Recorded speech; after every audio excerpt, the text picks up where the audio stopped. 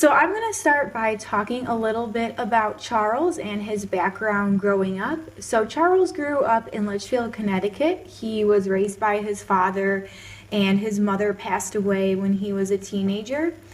His father was the principal of a female seminary in Hartford, Connecticut, and so he really grew up seeing his father and all the work that he accomplished and the difference that he made in this field, that he decided he wanted to learn more about this. So he enrolled in Yale. And throughout his experience in the Yale Divinity School, he became more interested in missionary work. He saw a lot of difficult problems that were occurring in New York.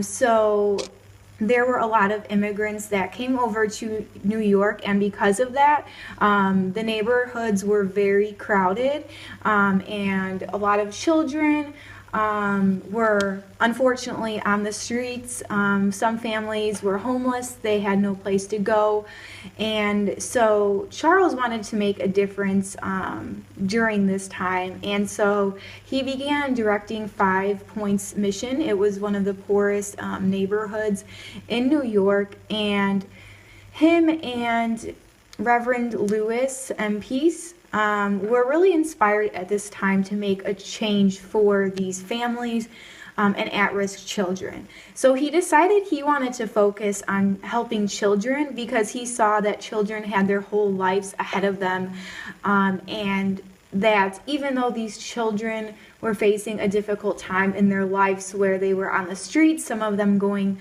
to jail for stealing or causing trouble on the streets, they still had a lot of opportunity to be helped and really be supported. So Charles wanted to make a difference for these children.